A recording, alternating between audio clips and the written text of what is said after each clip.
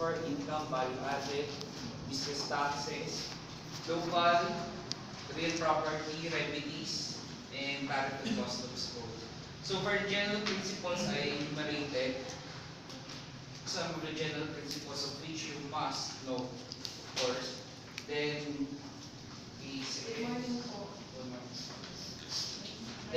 after general principles, we have income taxation.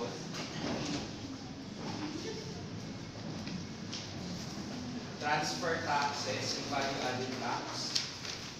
Transfer taxes being the gross estate tax and the dollars tax. Tax remedies, local government code, real property, taxation and local taxation. Tariff and customs code as amended by the Customs Modernization and Tariff Act. Class, please take note that the NIRC has been amended by RA 10963 or the Train Law, the tax reform for acceleration and inclusion, which is effective January 1, this year, 2018. So we're not, until and unless the syllabus for the 2018 bar exam, or for your bar exam has been released, hindi natin alam kung i-discuss natin itong RA 10963. There are a lot of changes, particularly in the rates and some deductions. So, ang problema kasi, pag i-discuss ko tapos hindi naman included, malilito pa kayo sa bar.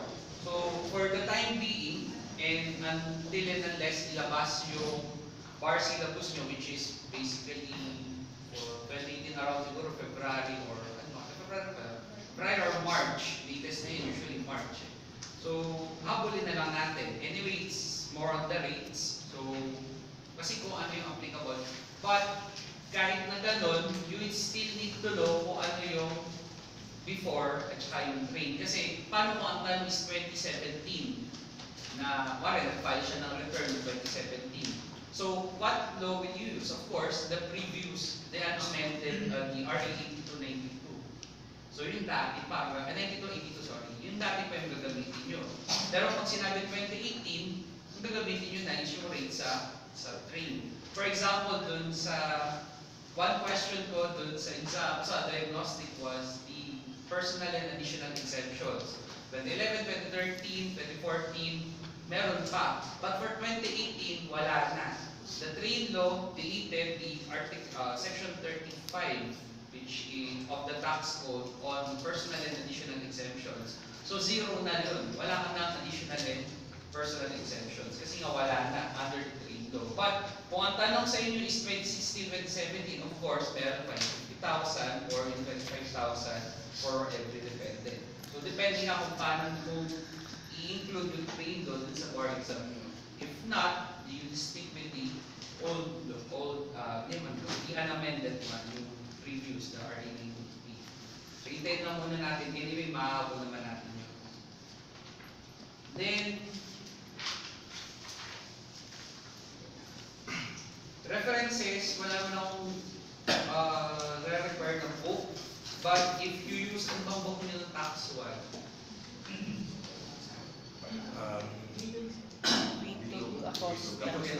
how about tax 2?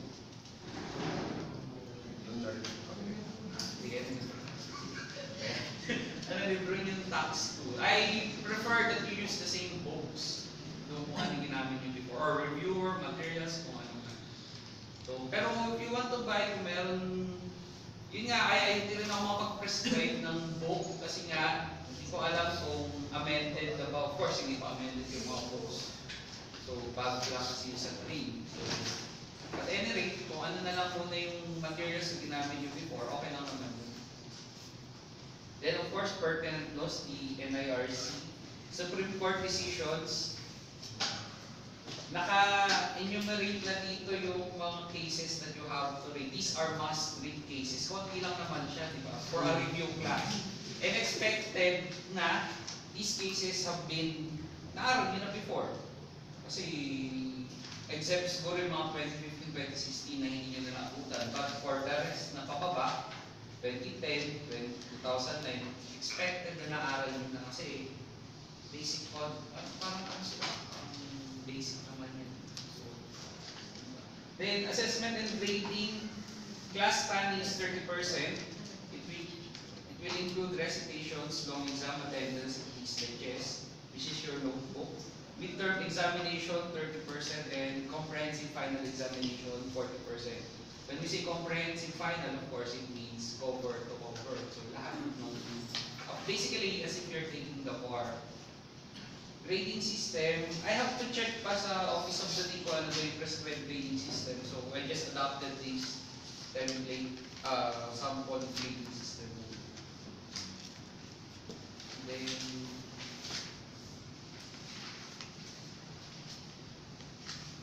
case digest must be written on a separate notebook. Priority must be given to case doctrines. So as there will be surprise checking of the said notebook, said notebook must be brought every meeting. Dala nyo ba yung notebook nyo? Nag-digest ba kayo? Plus sometimes the cases are a bit lengthy. Mahaba naman talaga. Pero halimbawa, general principles. Hindi just look for the general principle concepts and the facts of the case related sa na may kinalaman dun sa general principles. Para hindi nyo babasahin pa. Although we will look, yun naman importante. But you have to read the facts for you to be able to appreciate how these doctrines are applied in the particular cases. Then I also prepared a class schedule. So you have no excuse to tell me that, sir, di ko po naaral. Malinaw naman. For today, we have, pati pala NIRs. Sections 1 to 21. General principles and the NIRC. So clear na, dapat, naaral nyo beforehand these topics. So next meeting, income tax basically, hanggang sa 17. Then estate, all this. So, consultation time is Saturday kapag prior appointment. So, pag may tanong kayo, actually, nandito naman ako on Saturdays lang. So, you can consult me dun sa faculty lecture. Yan, kung saan ka. Yan lang.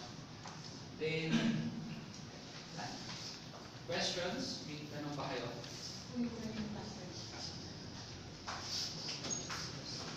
By the way, our style of class will be recitation. Pag ganun naman sa law school. Or, so, you'll be reciting. Ouch. So, start tayo sa... ano ba? Chill lang naman, class. Ako chill lang ako, pero hindi ko alam kung...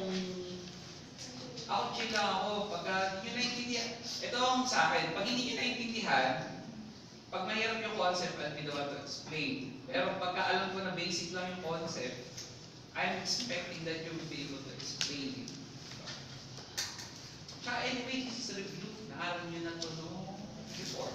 Tapos, class will be, sorry to tell you, but will be fast.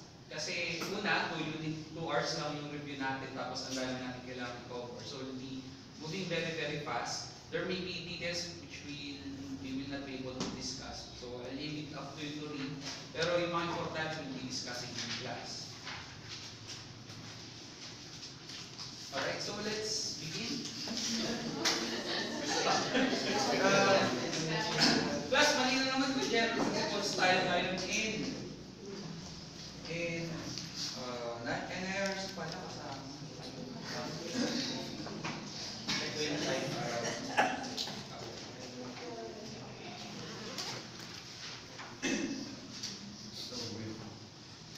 Alright, so let's begin with concept of taxation. So, Graciela.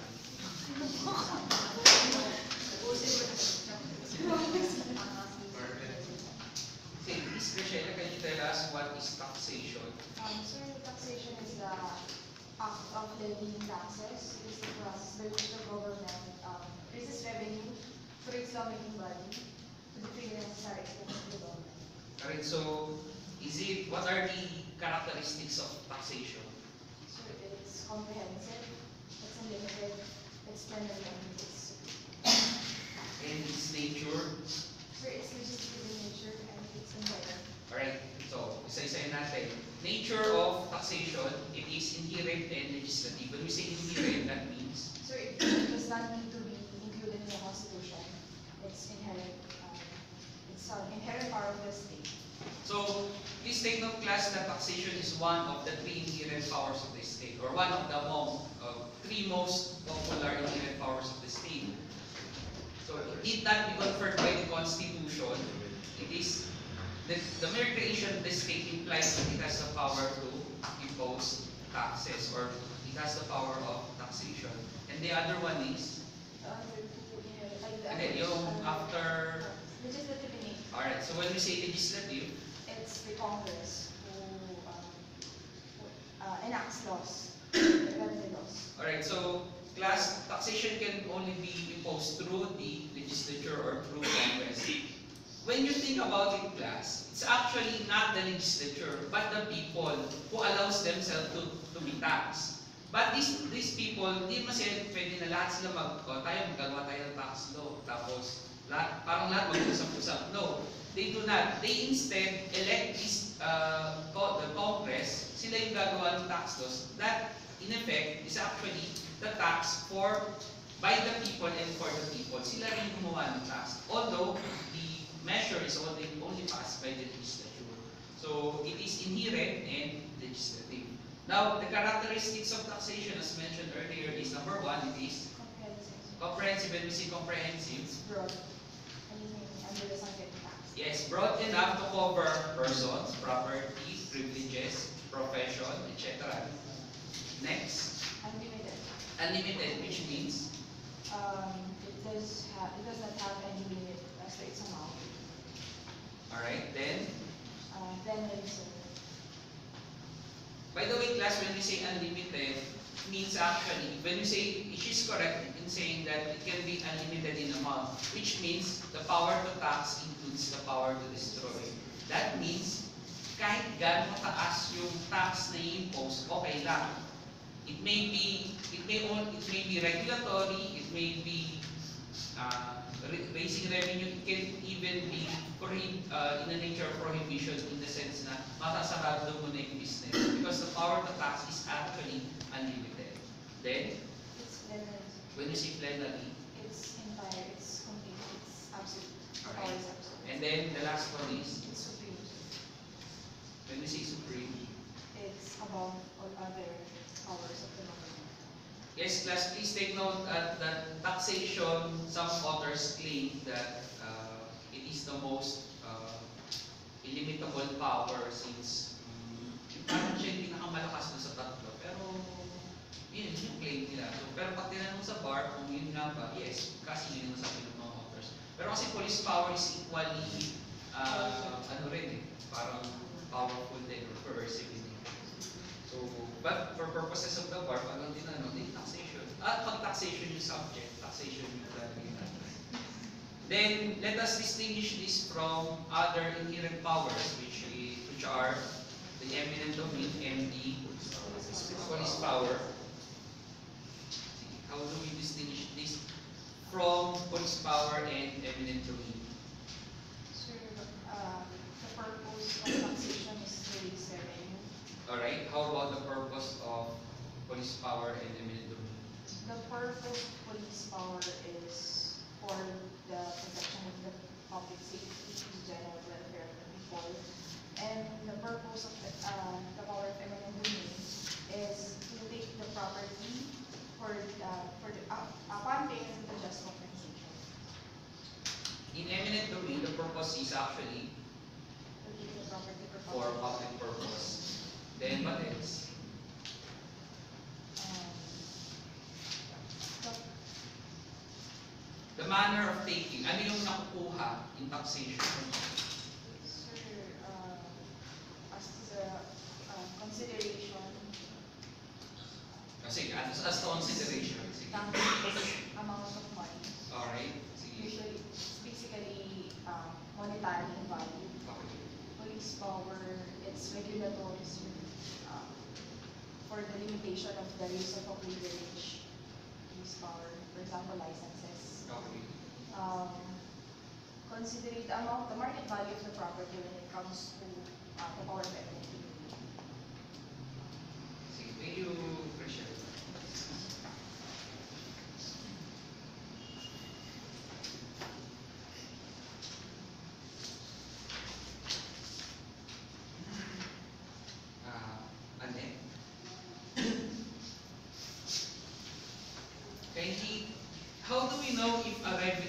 measure is in the nature of taxation or in the nature of police power. So, for example, law is passed, levying or assessing certain charge or fee. How do we know if this charge or fee is in the nature of taxation or in the nature of police power?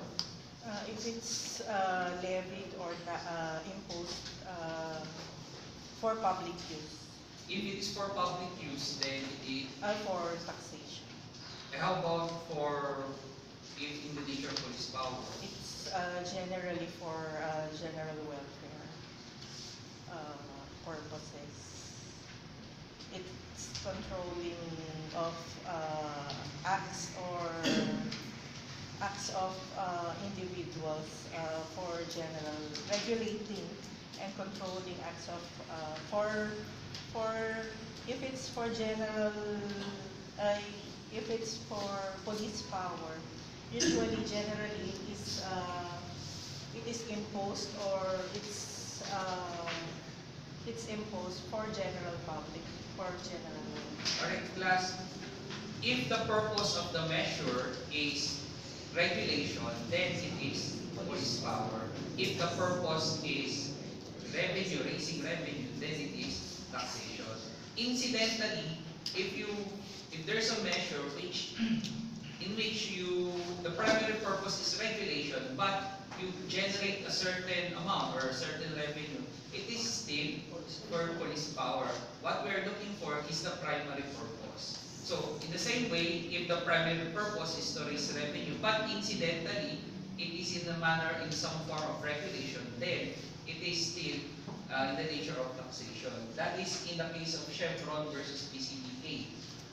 Now, let's talk about the interplay between taxation, police power, and eminent domain in the case of Manila Memorial Park.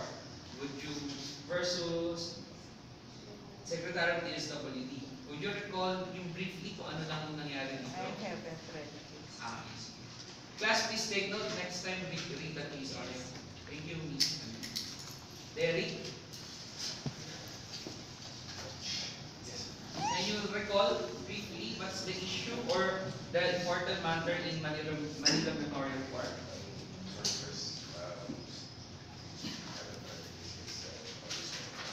Okay, sige. Next time. Class, in Manila Memorial Park, there's a long granting, senior citizen discount amounting to how much? 20%. To certain establishments. Yung alam nyo na, pag bibili mga senior citizen, di ba may 20% discount? They contested, petitioners contested that it is in the form of eminent domain. Since there is taking of property, and what is that property? Yun dapat kita, di umano ng mga establishment. Kasi nababawasan sila ng sales by 20%. So, since this is eminent domain, there must be a compensation or just compensation to compensate the taking. So, how did the court rule in that case sa Manila Memorial Park? Was it actually an eminent domain? No. The court ruled that it is in the nature of police power. In the first place, yung pag-mention that there is a taking, was there a taking? Actually, wala naman taking. Kasi ano ba yung binabawas? Yung income. Yung income, actually, yung privilege to earn is actually regulated. Hindi mo pa property yun. And speaking of property, wala namang tangible na property na kinukuha ang gobyerno. So bakit ka hihingi na just compensation? So it is a measure, it's a form of police power. But ginamit lang yung taxation or yung exemption from taxation or yung discount sa taxation. So, which brings to mind the other purposes of taxation. Ano ba yung other purposes of taxation? As a rule, it is to raise revenue primarily, but there are other purposes of taxation. And what are these purposes, Jefferson? which we call as non-revenue or sumptuary purposes. Ano ba yung mga other purposes?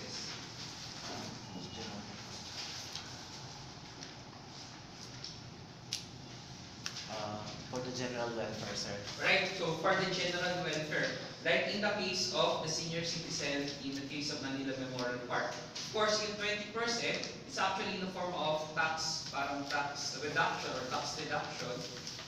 Pero, the purpose is for the general welfare, para sa mga senior citizen. What else? Kanina. For revenue raising. That's the primary purpose, but we're talking about the non-revenue or the sumptuary purposes. General welfare, na-mention ko na kanina, regulation. For example, yung sin tax law, yung nag-impose ng taxes on the cigarettes and alcoholic drinks. It's actually in a form of regulation in the sense na mas tinataasan mo yung taxes sa kanila, mas dinidiscourage mo yung people na mag-consume ng certain products na yun, So what else apart from regulation? For social equation or Right. So social justice or reduction of social inequality. So please take note, ano bang example nito? Yung train law. For example, yung train law. Yung train law kasi, tinaas nila yung minimum na exempt. Dati kasi ang exempt lang is 100 yata or 200. Ngayon parang 250 na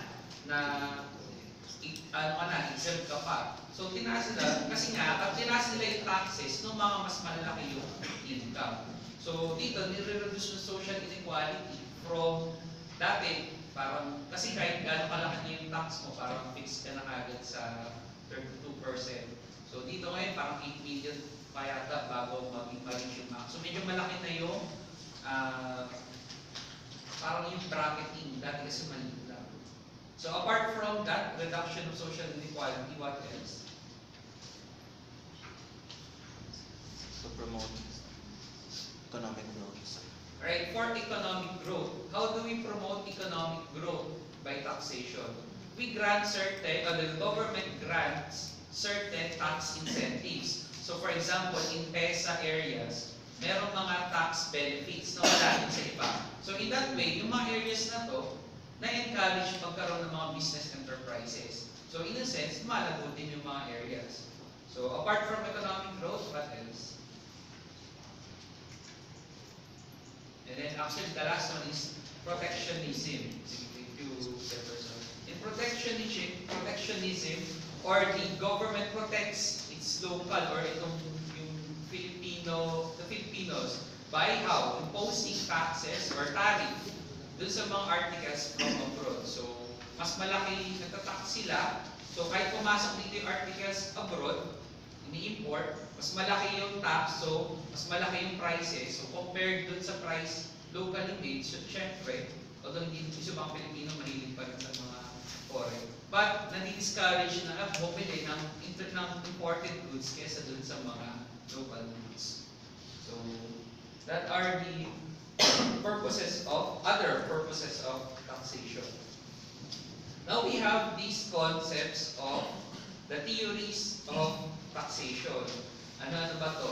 The famous one is the lifeblood doctrine, enunciated in CIR versus IK. So, Anthony, can you tell us what is the lifeblood doctrine? Under the lifeblood doctrine, the government can tax its inhabitants in exchange for their protection and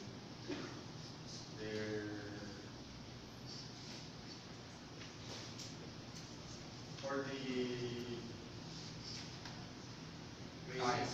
Last, please memorize yung part lang. Taxes are what we pay for the civilized society. Without taxes, etc. etc. So, paki-memorize na kasi pag tinanong sa bar, ano ba yung lifeblood doctrine? Yun yung isasagot nyo, which incidentally was asked last 2016 or yata. And pag wala rin kayong masagot sa tax sa exam, lifeblood doctrine, as a rule, lifeblood, yung mag-impose kayo ng tax, lifeblood doctrine is a law. Then we have the concept of, are you familiar with the necessity theory?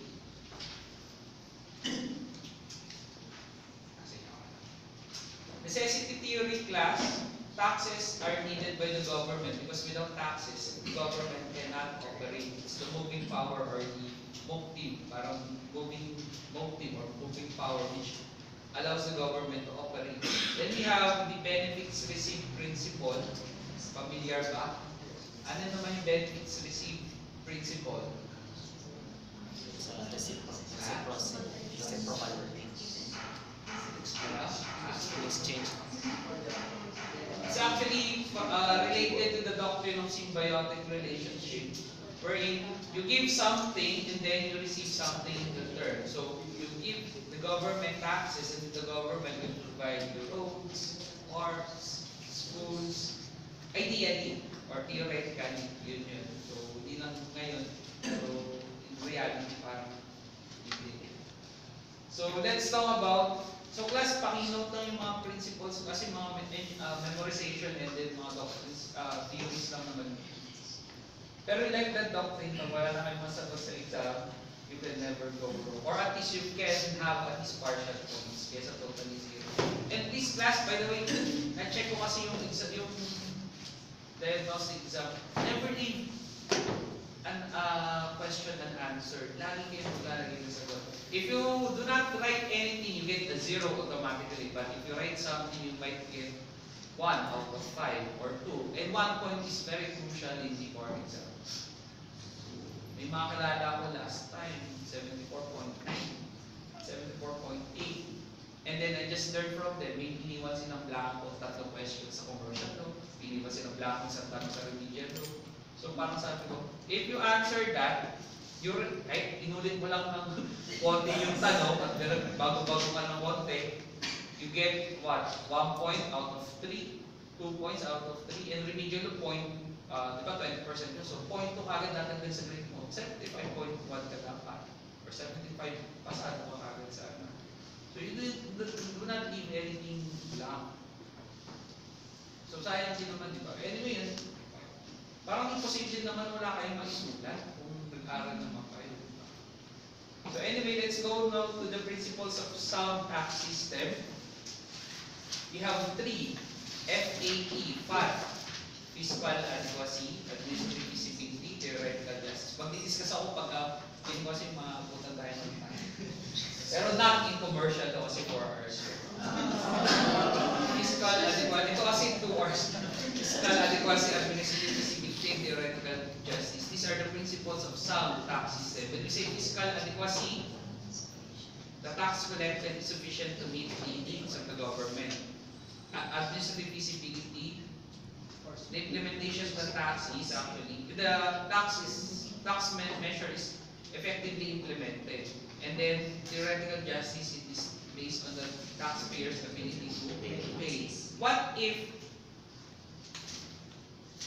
a tax measure is not administratively feasible? What happens? Does it become unconstitutional? No. In the case of TS First Secretary of Finance, sabi doon, hindi. How about if it is not fiscally adequate? Will it become unconstitutional? No. But if it is not theoretically, it is theoretically injustice or unjust, what will happen? It will become unconstitutional. Bakit? Anong provision ang na-violate? The equitable.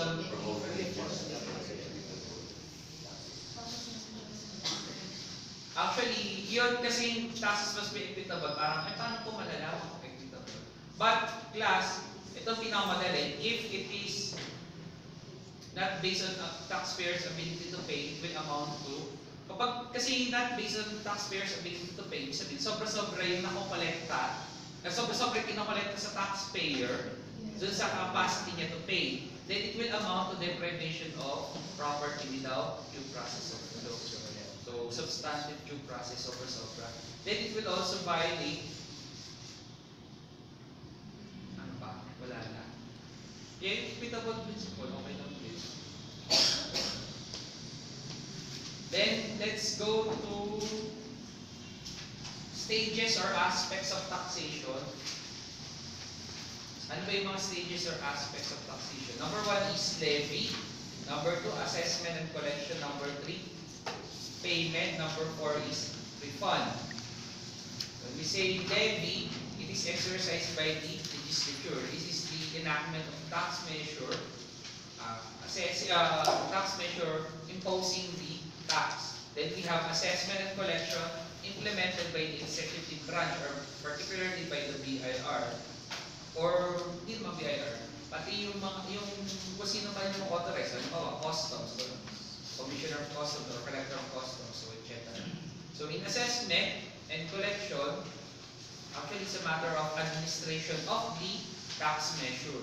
Then we have payment. This one is being implemented or made by the taxpayer. Then the fourth one is refund. Refund is actually not present in all cycles, but it may be present if there is an illegally or excessively collected tax, or in cases of VAT na excess payment. So meron kayong refund. Then, incidentally, kasi natanong sa bar yun, yung mga ganun lang natanong. What are the stages of taxation? 5 points. So bar ko nga, tinanong yung ano yun. Principles of the sound tax system. Explain. O, di ba? Hindi kung alam mo na, di ba mga 5 points or 3 points agad. Ganun-ganun lang yung tanong. Then, we have the limitations on taxation. We have the inherent limitations of taxation. These inherent limitations are the situs or territoriality, public purpose, international committee, the non-delegability, and the exemption of government. So, ang keyword doon is fine. Situs or territoriality, as a rule class, the taxing authority can only tax or can only impose tax measure within its territorial jurisdiction. So, kung saan lang siya, doon lang. So, for example, in the Philippines, sa Pilipinas ka lang pwede mag-impose ng taxes. So, how do we know kung ano yung territory ng Philippines? We go to Article 1 of the Constitution. So, dapat alam mo kung ano. So, if you're a local government, you can only impose taxes within your territorial jurisdiction kung saan ka lang. So, alam mo dapat kung saan yung territories na pwede impose. But there are some instances that hindi sinusunod yung territorial. But what follows is yung citizens ng Philippines. For example, in income tax, kahit ikaw ay non-resident citizen, nasa labas ka ng Pilipinas, you're still being taxed for income received nga lang dito. But, kumbaga, technically, wala naman siya sa Pilipinas, hindi siya tinatax. Hindi siya tinatax. Ang tinatax pa rin yung income within the Philippines. Pero kapag resident citizen, di ba, within or without, tinatax. So, ito, parang, as a rule, territorial, pero it can extend dun sa certain instances, katulad yan, pag ang basis ay yung person or yung tao. Kasi ang death tax talaga yung tao. So wherever his property, kasali sa taxation. Then we have the public purpose.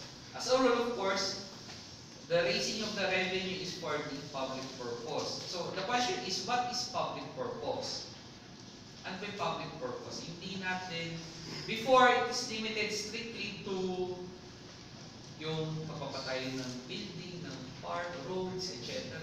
But now it has evolved into a more expanded definition to include general welfare. Anything which will be for the promotion of the general welfare, okay na considered na yung public purpose. Then we have international committee. This is embodied under Article 2, Section 2 of the Constitution. The Philippines adopt the generally accepted principles of international law. So, because of this, we adhere to the principle of international comity. So, if particular country does not tax the citizens of the Philippines, although there is no tax treaty, the Philippines may give courtesy or by virtue of international community not tax the citizens of that country here in the Philippines. Then we have the non-delegability. Ano ba yung non-delegability? This is based on the principle that Taxes must originate from delegata potestas, non-potest delegati. So, a power delegated can no longer be further delegated. So, again, as we mentioned earlier, legislative yung nature because actually ang power talaga to tax lies with the people, but they give that power to the elected representatives. So, these representatives alone can exercise the power of taxation. But again, there are some exceptions. Number one is in case of precedent pursuant to the flexible tariff or the flexible tariff clause under the Constitution, which we will discuss in Tariff and Customs Code.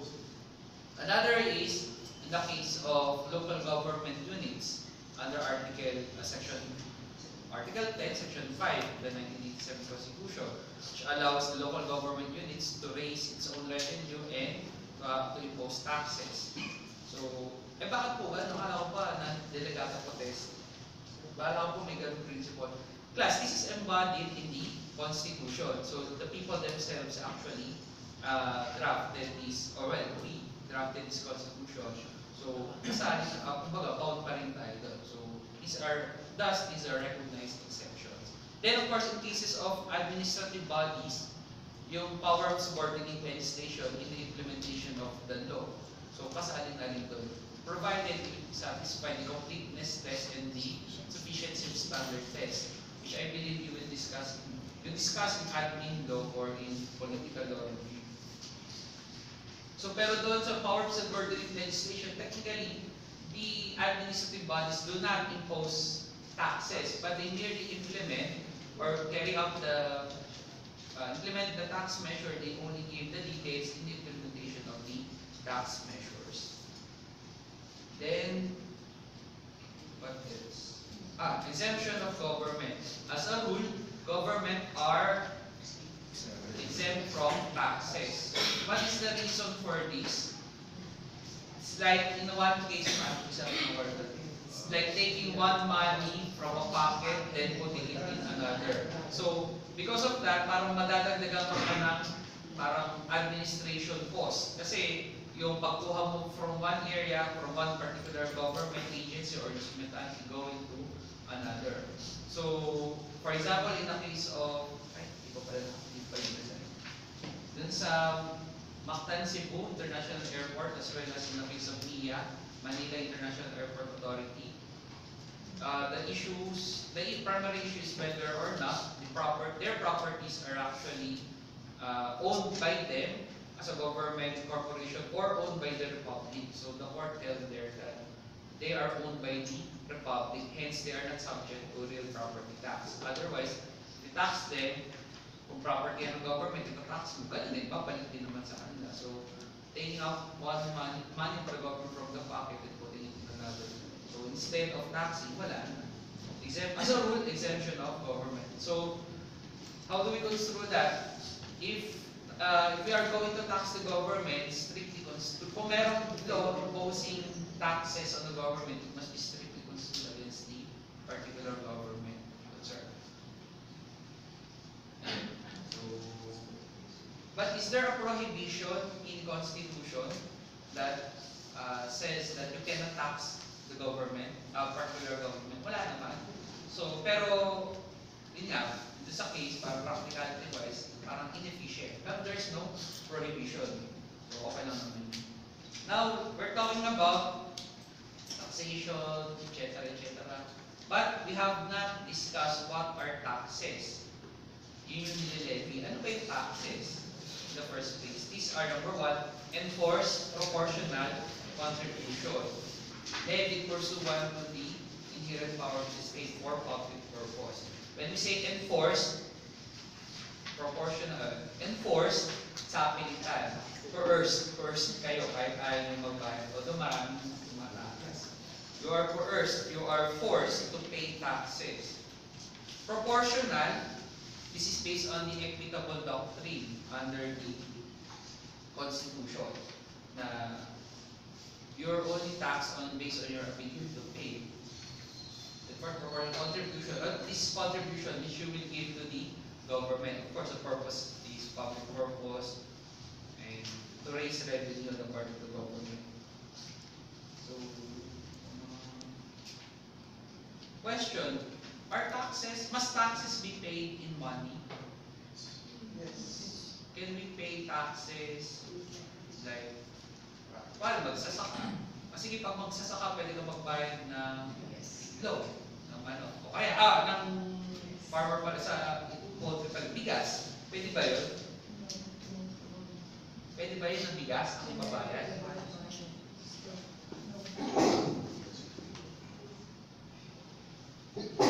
Kung bigas ang ibabayad mo, ano mangyayari? Maging unconstitutional ba yun? No, it will not become unconstitutional. The tax measure is valid, but it is not sound because it will violate the principle of administrative feasibility. Kasi mahihirapan pa yung BIR, pag bigas babayad mo, ibebenta pa, kikiluhin, etc. Magkano, diba? The implementation of tax measure is actually inefficient, pero it will not be unconstitutional. Are there instances when the government allows payment of taxes but not in money? Oh, may naisip mo. Meron, for example, tax credit certificate. Tax credit. Pag meron kayo na-issue kayo ng tax credit pero ang pamabayad mo, hindi na pera. Tax credit daw, nakalfund ka. In-issue ka ng tax credit certificate. Technically, when you pay using a tax credit certificate, hindi ka naman nagbabayad ng pera, but certificate lang. Now, if for example, hindi ka nakabayad ng real property tax, anong gagawin ng gobyerno? Levy the property. Ililevy niya yung property mo. So technically, you'll be paying the government not in money, but the property, your own property. So hindi talaga siya money yung babayad mo. Although the government will sell the property, then yung appropriate yung proceeds. Pero pag walang bumili, yung gagawin? The government will appropriate it after 1 or 2 times na pinenta at walang bumili. So technically, ang babayad mo doon is yung property mo. So, yung mga instances na hindi naman talaga pera yung binali mo, but other form of money, but equivalent in value, of equivalent value or equivalent yung binali mo. Then, let's discuss some constitutional concepts related to taxation. I know you already had your, tapos sa poly ref, no? I know master na to. So, of course, number 1 is yung no person shall be deprived of livelihood or property without due process of law. Then, when we speak of due process, we mean substantive and procedural.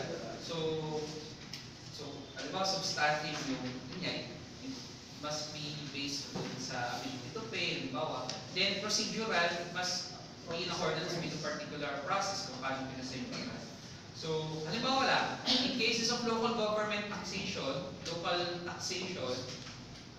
there must be a public hearing before a tax measure tax ordinance is passed. So, walang public hearing, it will violate the procedural due process.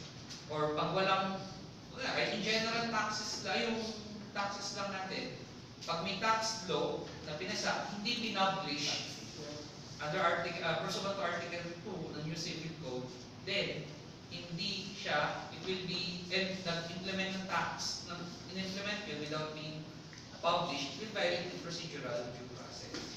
So, what else? So, yung mga equal protection clause, I think may tanong yata doon about the equal protection clause sa diagnostic. Or wala? Ay, wala pala sa ibang tax pala. Yung tinanong last, this bar, yung about sa mga kotse na tinatax pag government o private.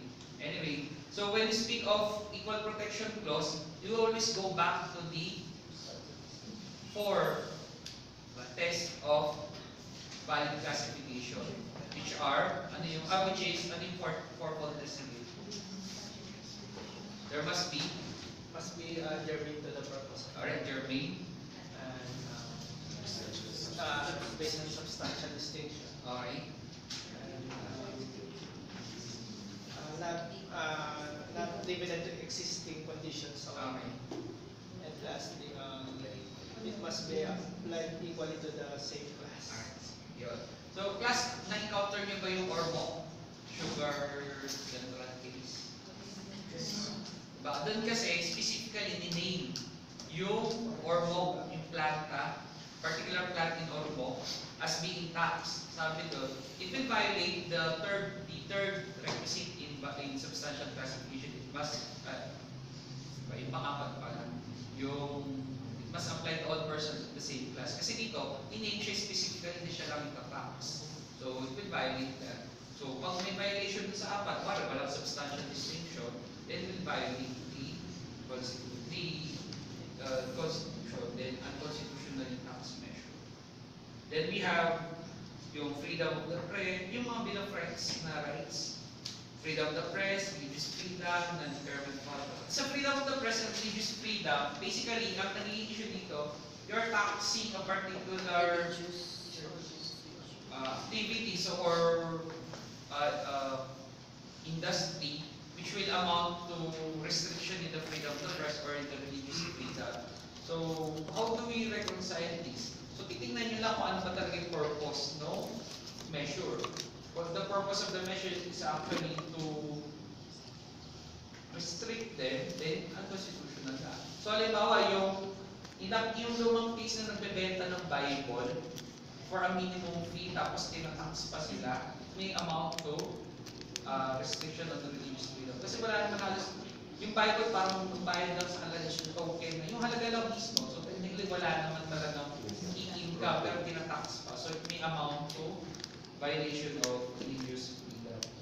In the case of non-impairment of contract, under the Bill of Rights, plus as a rule, kasi yung, alam yung non-impairment, hindi ko alam kung na-discuss na sa poly review, yung non-impairment of contract clause, parang siya walang kwenta sa totoo lang. Kasi yung police power is always superior to the non-impairment of contract. So kahit na parang agreement. Pero, parang tayo, may agreement tayo na ang klase ko is Saturday. Basically, yung contract ko, may contract ko sa school, may contract kayo sa school, may contract ko sa inyo. I'll be teaching you on taxation law review on Saturdays, 10 to 12 o'clock. Pero halimbawa, may pinasok ordinance yung Tarlac. Sinabi na, bawal magturo ng taxation law pag umaga, masakit sa ulo ng mga estudyante. Of course, that will prevail over our contract. So, susundin natin yung sila. So, mumove natin. Mumove lang natin yung klase natin. Magpapaligid siguro natin yung commercial at iba. So, yun nga. So, superior lagi yung police power. But there are instances where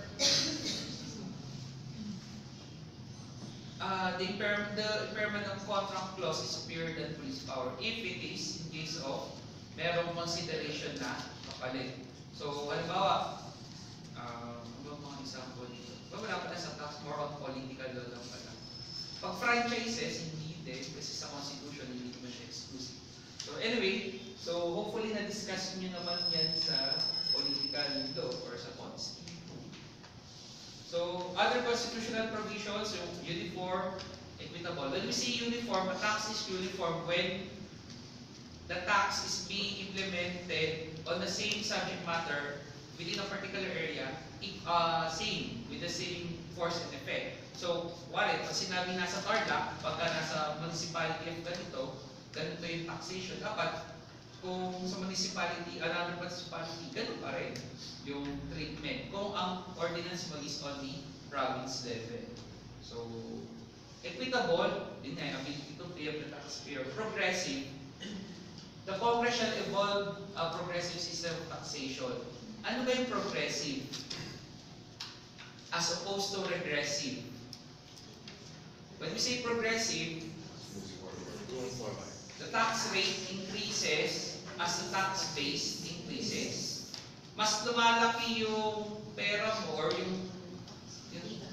halimbawa sa income, mas lumalaki yung income mo, dapat mas malaki yung tax mo. Paano pag regressive? Baliktad. mas lumalaki yung income mo, mas lumiliit yung tax mo. Are regressive taxes unconstitutional? In the case of Tolentino versus Secretary of Finance, yun lumaluma na, 1994. Sabi doon, hindi. Because the Constitution only prescribes that Congress shall evolve a progressive system of taxation. So it does not prohibit regressive taxation. Sabi lang, progressive. So okay lang na may regressive. Ano ba example ng regressive taxation? Value-added tax is an example of regressive taxation.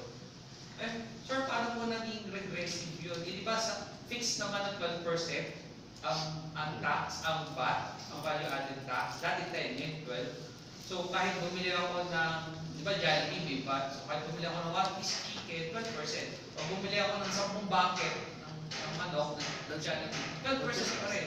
So sir, paano po naging regressive? Paano?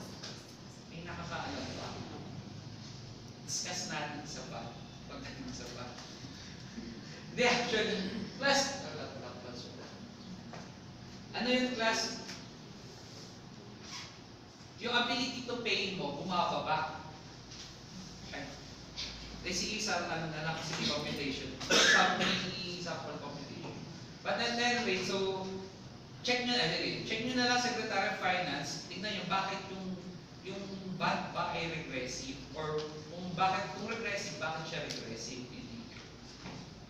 So kasi 2 hours na lang tayo, dapat 3 hours na tayo. Dapat tayo. Ilang tayo. Alright, so non-payment of poll tax. You will not be imprisoned for non-payment of poll tax. So, if the question is, can you be imprisoned for non-payment of tax? Can you be imprisoned for non-payment of tax? Yes, as a rule, you can be imprisoned for non-payment of tax.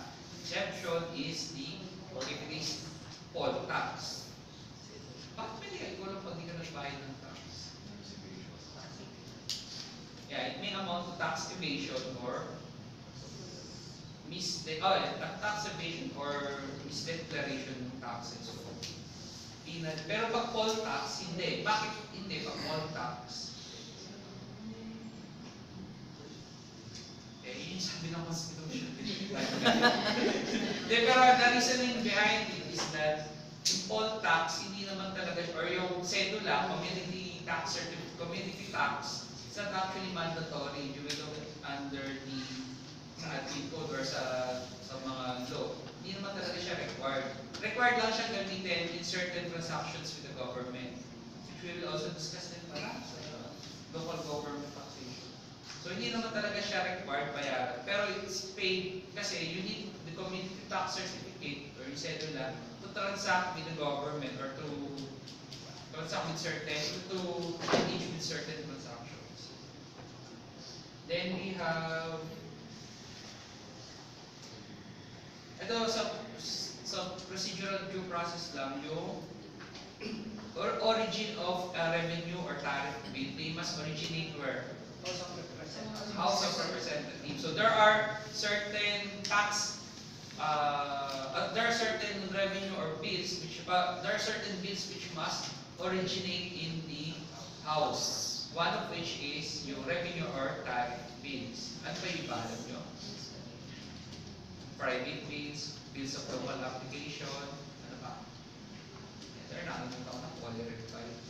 Anyway, sige. So, revenue or tariff bills, they must originate at the lower house or the House of Representatives. But the Senate, the Senate, pag pinasa na sa kanila, they can modify, they can change, or they can totally alter yung measure na yun. Pwede lang baguhin. But the concern is that they must originate in the House of Representatives. So, halimbawa, if you are initiating halimbawa, yung train law, you want to amend the NIRC, the Senate cannot initiate a law unless and until there's a law filed in the House. A bill pala. May bill na sa baba. Pero pwede po ba yung na yung Senate, mag-start na sila may mapafile na, pero wala pa naman sa baba. Pwede yun, mapafile na. Pero hindi yun, i-entertain. Unless and until, meron na sa baba at ito rin ang submit na sa Senate.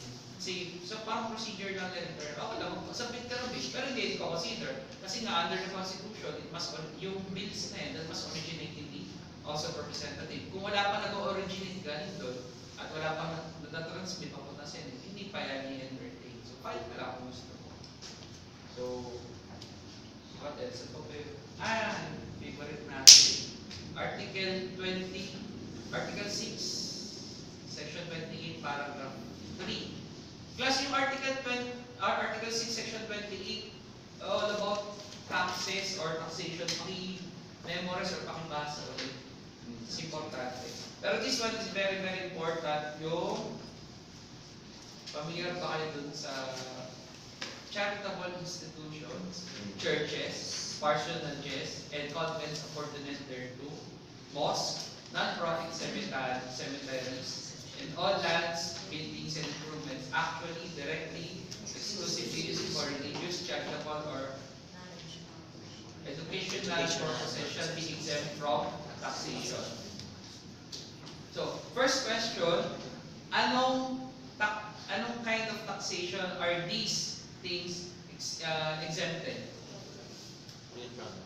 They only pertain to real property taxation. So yung provision na yun, real property taxation. Plus pag tinanong sa exam yan, pinakita akong income or whatever, babagsak ko. Hindi naman. Babagsak ko yung question. Yung sa question. So, class, that article speaks of real property taxation alone. Real property taxation lang. So, isa-isahin natin yung mga institutions na to. Number 1, charitable institutions. Ano example ng charitable institutions? Foundations. Orphanage. British. Yan. So, charitable institutions. Churches. Siguro naman alam natin kung ano yung churches. Parsonages. I said, yan na. Ano yung parsonages? Pag tinanong sa bar, di mo pala alam na parsonage pala yun. Parsonages pala yun. Ano yung parsonages? Ay, wala. Ano ba yan? Hindi mo lang chinek. Tirahan ng mga pari. And convents, tirahan ng mga padre. Opportunate thereto. Ano yung opportunate thereto? Pag opportunate thereto, technically, kadikit niya. Pero there has been a Supreme Court case, sinasabi na kahit hindi kadikit, yung physically kadikit, pero yung convent, yung parsonages, yung convent, relate yung, doon nakatira yung pari doon sa particular church. Yung priest or nuns ng particular church, doon nakatira, okay lang. Kahit na hindi physically magkadikit, yung hindi physically opportunate. So, basta doon yung parang tirahan nila. Parsonages, churches, parsonages, and convents opportunate their own. Mosque. Meron na tayong Muslim brother or sister. Wala. Yes, sir. Sino? Dito. Dito, this na class. So, anyway, so mosques are exempt from real property taxation. What else? Ano ba yun? Non-profit cemeteries. O, ano naman, libingan na non-profit. And all lands, buildings, and improvements actually directly exclusively used for charitable, religious, and educational purposes. When we speak of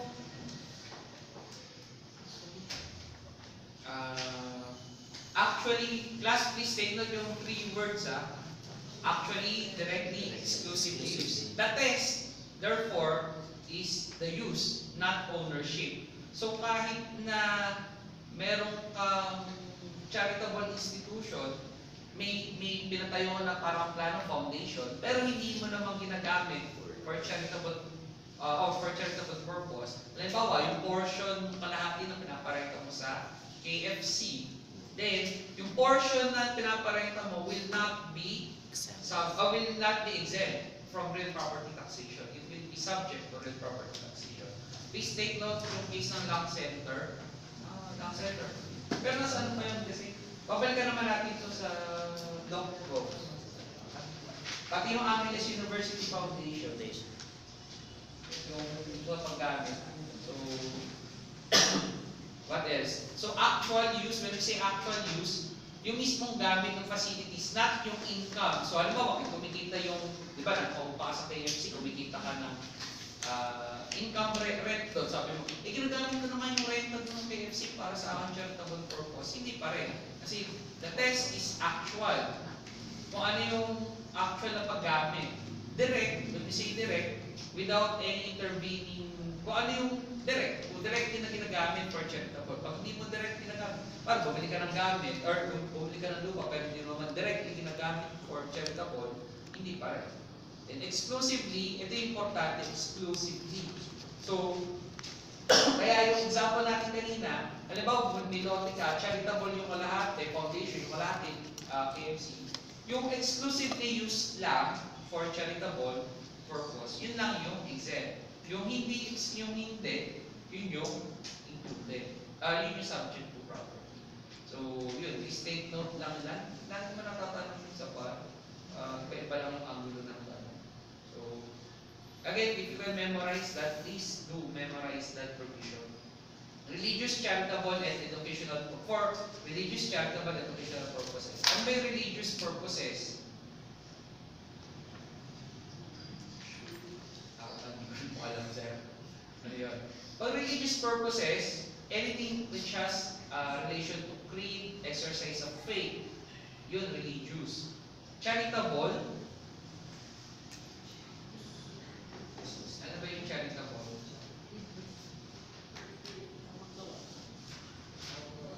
Ano yung charitable? Wala. Class, alam niyo naman yung concept. Yes, sir. Educational purpose, pati ano for education. So related to that provision is yung tax exemption ng mga non-stock, non-profit educational institutions. All assets and revenues of non-stock, non-profit educational institutions shall be exempt from taxes and duties. Ito class, iba. Ito, ini-exempt, hindi lang yung property, pati yung mga income. All assets and revenues, when we speak of revenues sa income, ng non-stock, non-profit educational institution be exempt from taxes and duties. So, kapag ikaw ay non-stock, non-profit educational institution, yung income mo, apart doon sa property, kasi doon sa property, pasok ka doon sa isa, exempt ka na eh. Pero dito, pati income, all assets and revenues will be exempt from taxation. Sa Constitution, yung Article 14 niya. And then other provisions on relevant provisions, the public funds cannot be used for yung sa mga for religious purposes. The public funds cannot be used for religious purposes except pag pwede mo pambayad yun sa pari na assign sa armed forces, penal institutions, leprosarium, orphanages. Yun pwede ka magbayad. Pero other than that, hindi pwede. Alright, so ilan mo yung consti provisions, which I assume na naaral niyo naman na before sa pang-subject. So let's go now to i-check ko lang yung time kasi araw 11:20 at dapat pang minutes. So bibilisan ko na lang. Kinds of taxes, we have different kinds of taxes. Depending on how they are classified on the subject matter, we have personal, property, or excise taxes. So personal, imposed sa tao. Property, on the property, excise. When we say excise taxes, they are basically, in a general sense, excise taxes are taxes imposed on the privilege. Privilege talaga siya. So, pag may excise tax na naka-impose, saka yung privilege tax. Then we have kung direct or indirect. Direct taxes as opposed to an indirect tax. Indirect taxes, the incidence and the burden of taxation is in the one person. Pero yung, the impact and the incidence of taxation or burden, nasa one person. Pero pag indirect, yung burden ng taxation is shifted to another person. So, paano po ba yun? Yung incidence of taxation, it refers to sino ba yung dapat magbayad in the first place. Pero yung impact, sino ba yung nabuburden, sino ba yung nagdadala. So, in case of, alam mo ba, income tax, ang income tax ba ay direct or indirect? It's a direct tax. Because the person who is earning the income is the person who must pay the tax. Pero ano ba example ng indirect? VAT. So VAT, sino ang taxpayer? Party yung ano, sa Jollibee na example natin kanina, pag bumili ka ng one-piece chicken, bayad ka ng VAT sa purchase mo, sino ang taxpayer? Ang Jollibee. Please take note class, Jollibee ang taxpayer. Ang magbabayad ng VAT, Jollibee. Pero sino ang nag-shoulder no VAT? Yung customer. Pero the customer is not actually paying for the VAT. He's paying for the VAT component as part of the purchase price. Kaya hindi mo pwedeng sabihin na, ay, nagbayad ako ng VAT. Hindi ka nagbayad ng VAT pag bumili ka sa Jollibee. Ang binayaran mo, yung value ng buo, one-piece chicken na binili mo. Ang component lang ng binayaran mo, yung value talaga niya, tapos yung VAT component. Naka-breakdown lang sa resibo. Kasi requirement yun, no? BIR. Pero technically, ang binayaran mo dun is yung buo purchase price. Yung VAT component forms part of the purchase price. So, hindi mo pwedeng sabihin na, ako yung taxpayer, siya lang pinagbayad ko, siya lang. Hindi. Binayaran mo yun. Kasi ikaw nag-consume ng buong value. Kaya ang value added tax on value added. Kung ano yung value na kinonsume mo, yun yung tax. Ikinonsume mo yung buong value ng manok. Ikaw yung kumain, ikaw yung end user. So, ikaw magbabayad yung buong value ng manok. Wala nung feeds na pinakain doon, nung pinamanufacture, nung lagyan ng breadings, nung kinula sa store, etc. etc. Lahat ng value na dinagdag doon, ikaw magbabayad kasi ikaw ang sasalo. Kasi yung VAT, yung tax na yon na dinagdag sa value added doon sa consumption mo. So, we have specific or ad valorem tax. Ano ba yung specific tax? Based on the number of sa head, bilang sa head. Kuwari, bote. Pag may Coke, ang bilang, halimbawa lang, nag-impose ng specific tax sa Coke. Ang bilang doon is for every, halimbawa, every isang bote, merong 0.50 centavos na VAT. Then that's an example of specific tax. Pero pag ad valorem based on weight, or value. So, kung magkano yung halaga, doon naka-base yun. So, kahit na 1 liter yan, pero ang halaga niyan, 10 liter, pero ang total value ay ganito lang, yung value lang yung na-tax doon. Ay, yung base, sorry, ang basis is yung value. Then, we already discussed progressive, regressive. Then, we have yung isa, yung proportionate, yung fixed lang. Kaya nga pag-isipin nyo, sir, yung VAT, di ba, dapat proportionate lang siya. Kasi fixed naman siya na 12%. Pero if you will read the case of Secretary of Finance verse 22 verse Secretary of Finance, you will realize that hindi siya talaga proportionate or fixed. Rather, it's a regressive tax. Then we have construction. Ang dami mo pala construction of tax and interpretation of tax laws. As a whole, tax laws are construed how? Liberally or strictly? Liberally in favor of the taxpayer and exemptions against the taxpayer. Bakit po liberally construed ang tax laws? Because they impose a burden on the individual. So unless pag merong tax laws na ambiguous, it will be construed against the government or the state. What if there's a particular law, pero hindi mo ma-determine kung nag-impose pa siya ng tax or hindi? How do we construe that? We will construe that as not imposing or against, or that measure will be construed as not imposing the tax law. Kasi again, tax laws are burden. So, they must be construed liberally in favor of the taxpayer or yung person na binuburden niya.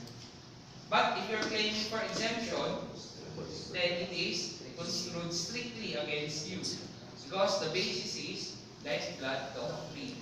So taxes are what we pay for participating society. We are required to pay taxes. So the rule is, taxation is the rule, exemption is the exception. So you have to pay taxes. Kaya, if you're claiming exemption from taxation, that will be strictly construed against you. But not when you are, sabi ko nga, relate ko lang, but not when you are taxing a government, national government agency or yung government.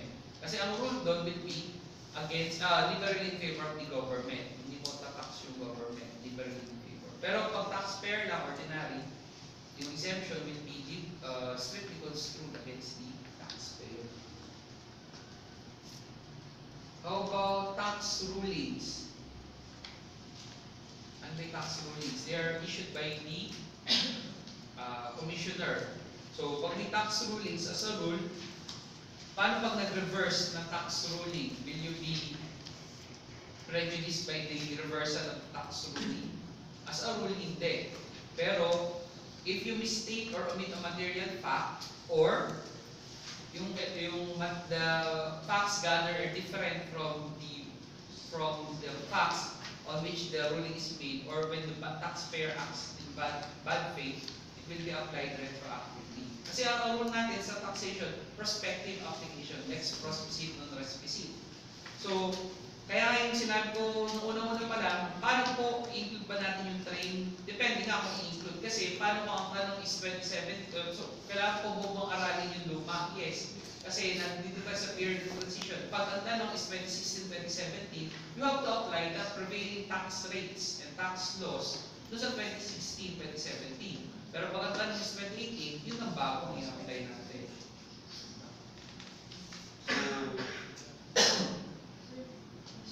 Regarding exemption of government agencies. When, for example, sir, withholding taxes. So, governments are agents, withholding agents of, for example, compensation of the employees. What if they fail to file the taxes on time? Because withholding taxes are not exactly not taxes of the government, they are taxes of the employees. But if they fail to file on time, they should be penalized. Paano yun, sir? Yung penalty, yung, for example, DepEd. Pero papasok din siya sa government fund. Technically, hindi siya government resource or government property. So, the rule will be strictly... So, sir, ang bumayad pa rin ng penalties? No. Ang magbabayad is... Kasi hindi sila nag-file on time. So, yung penalty niya, parang penalty mo yung government. As a government agency, penalty mo rin siya. Kasi yung sa rule, sa law natin on withhold at source, sa NIRC naman yun. Wala naman exemption doon na kapag government yung nag-withhold, walang nakalagay doon na kapag government ang nag-withhold, walang penalty na i-impose sa kanila. Unless may nakalagay na gano'n, di wala kang impose. Pero kung walang nakalagay, you follow the rule na pag may penalty, ang mobile is yung withholding agent. So, we just follow yung nasa law or nasa rules. Kasi kapag technically, ang taxpayer ikaw, pero ang nagbayad yung agent mo, withholding agent.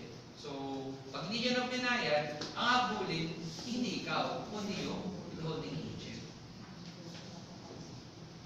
So, imprescriptibility of taxes. Ito tayo sa mga doctrine. Available sources of tax laws, of course, ito naman, yung NIRC, yung mga laws passed by yung customs, sources of taxes, constitution. How about judicial decisions? Supreme Court decisions, are they sources of tax laws? Technically, they're not, kasi they're not actually imposing a tax, but they're only interpreting or merely clarifying what the tax law means. So, hindi naman talaga siya source. Ay, hindi siya talaga tax law, but it can be a source of enlightenment. Kasi decisions of the Supreme Court pursuant to Article 9 or 8 of the New Civil Code, they form part of the laws of the Philippines. So, legal system of the Philippines. So, considered parang source lang sila ng enlightenment. But they're not technically tax laws or sources of tax in the sense that they impose taxes.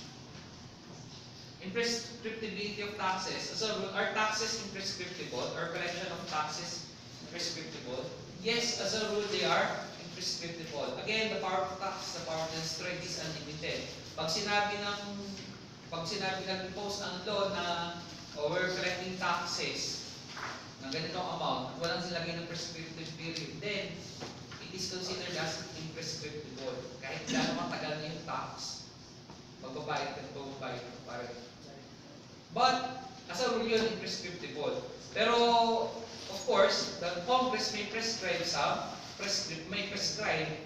statute of limitations or prescriptive period within which to assess and collect. So, for example, in income tax or NIRC taxes, meron gano'ng katagal? 3 years from the last day of filing. Pero pag hindi ka nag-file, 10 years, diba? Or the false or fraudulent term of 10 years. So, yun sa assessment, then meron din separate period for collection. Meron din prescription for collection. Provided kasi yun ng law. The double taxation, nilang tinatanong sa bar. When we say of double taxation, it can either mean in the strict sense or in the broad sense. When we say of strict sense, actually refer to the direct duplicate taxation. When we say direct duplicate, same subject matters being taxed, same taxing authority, same taxing jurisdiction, same purpose, same kind, same period. Lahat same. If that be the case, it will be direct duplicate double taxation. Taxation is strict sense, it is unconstitutional, it is prohibited. Sir, meron po bang constitutional prohibition ng double taxation? Wala po. Binabasa ko kayo sa Constitution na double taxation shall be prohibited. Wala, di ba? Ano po basis ng unconstitutionality ng double taxation in this strict sense? It may amount to deprivation of property of due process of law. Pero, it will also constitute violation of equal protection clause. Bakit po? Kasi, alam mo ba, in the case of nursery care versus corporation versus Acevedo, yung City of Manila nag-impose ng taxes on, may business tax na sila, yung as a rule may business taxes na sila, then nag-impose pa ng taxes on retailer, wholesaler, and distributor. Sabi ng court doon, teka, unconstitutional na, magiging double taxation na yung imposition ng additional taxes on retailer, wholesaler, distributor. Bakit? Kasi yung business tax na in-impose, yun na rin yung tax doon sa retailer, wholesaler, distributor. Bakit po naging ganun? So, isa-isay natin. Same tax, ano subject matter? Yung privilege to income or to engage in a particular business. So, yung business na retailer, so, tirax ka na doon. Tapos, yung general taxation to engage in a business, meron ng pinasat, may nilagay na tax. Tapos, pag mag-engage ka pa sa retail, may additional ka pa ng tax. So, dalawa na kagad. So, may same purpose, same taxing authority, City of Manila. Same jurisdiction, within the territorial jurisdiction of Manila. Same purpose, to raise revenue for the City of Manila. Same period for the same taxable year, 1 year, 1 calendar year. So, doon, sabi ng court, meron niyang double taxation in this sense. So, hindi mo pwedeng mag-impose ng additional taxes. Ano naman po yung indirect duplicate taxation? Ito na yung double taxation in the broad sense. Yung kanina, di ba, nag-gate tayo ng maraming mga same sa lahat, etc. Dito, meron isa doon na bago. So, for example, nag-iba ng taxing authority. Pag nag-iba na ng taxing authority, halimbawa, instead of City of Manila ang nag-impose national government, then hindi na siya direct duplicate, hindi na siya prohibited, permissible na siya. Ano po ba yung usual na na-encounter natin na mayroong indirect duplicate taxation? In cases of taxation, international taxation. If you are, halimbawa, income tax earner, ikaw ay resident citizen, you're being taxed for income received worldwide, within the Philippines, outside the Philippines, or without the Philippines. So, kung meron ka dito paupahan, you're being taxed for that income received dito sa Pilipinas. Halimbawa, sa Australia, you're allowed to buy land. Nakabili ka sa Australia. And then you're being taxed in Australia. You're earning income for the rent ng property mo doon. The Australian government can tax you for that. Pero itatax ka rin din sa Pilipinas for being a resident citizen. It's taxable worldwide. So ang tanong natin, paano po yun? Di po ba kawawa ako kasi dalawa-dalawa yung tax? Yes, but is it prohibited? No. Kasi it's a form of indirect duplicate taxation or double taxation in the broad sense. Mag-alin na iba? Taxing authority. So, yung palang iba na. Iba yung taxing authority ng dito sa Pilipinas dun sa Australia. Kawawa naman po pala ako, sir, kasi dalawa-dalawa yung tinatax sa akin. Oo. But guys, there are ways to avoid or to minimize the effects of double taxation, at least in the international sense. We have number 1, tax credit method. Under Section 34 ng NIRC nyo, meron doon one of the allowable deductions or allowable ways to reduce tax mo is through tax credit paid in a foreign country. So, you can avail of that tax credit. Paano po nangyari pag tax credit? So, for example, ang tax due mo sa Australia ay in peso, 100,000 pesos. In peso na lang kasi sa Pilipinas, ang tax due mo ay 200,000 pesos for that particular property. When you say yung tax credit, yung binayad mo sa Australia, i-credit na yun dun sa dapat na babayaran mo sa Pilipinas. So you will only pay 100,000 pesos. So, as a tax credit. Then another way, tax deduction method. Paano naman po yung tax deduction method? Yung di ba, nagbayad ka sa Australia noon 100,000 pesos. 100,000 pesos, it will be, hindi siya i-credit as a whole sa tax na babayaran sa Pilipinas. Pero i-credit siya as allowable deduction dun sa taxable income mo for that particular property. So, kung ang kinita mo dito, halimbawa, 1 million pesos, tinax ka dito for 1 million pesos, ang tax mo ay 100,000. Dito sa Pilipinas, you earn, for that property also, 1 million pesos niya, na dapat itatax sa'yo 200,000. Pag tax deduction method, yung 100,000 na binayad mo dito sa Australia, ibabawas na dito sa itatax sa'yo, sa taxable income mo. So, ang taxable income mo ay 1 million pesos, ibabawas na yan, gagawin na lang 900,000. But, lilit lang yung tax due mo, pero technically, lugi ka. Medyo lugi kasi maliit lang yung mawawala. Kasi, naging allowable deduction na as opposed kung tax credit siya.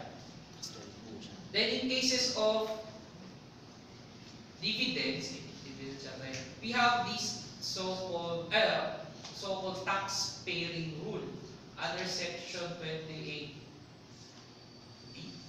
ng paragraph 5 sa paragraph B. Na-encounter nyo na ba yung tax paying rule? Income tax yun. Kasi di-discuss naman natin. So tax-paying rule, taxes being paid in a foreign country are being credited. Wala kang binayaran dito, pero kinikredit na sa ibang bansa. Provided merong reciprocity. Nagbayad, 30% yung babayaran dito dapat na tax, pero nagbayad lang ng 15%, pero sa ibang bansa, kinikredit na yun as 30% yung binayaran mo. The reason being is to encourage economic growth and investment. And to minimize double taxation kasi ita-tax na ulit sa parehas, di ba?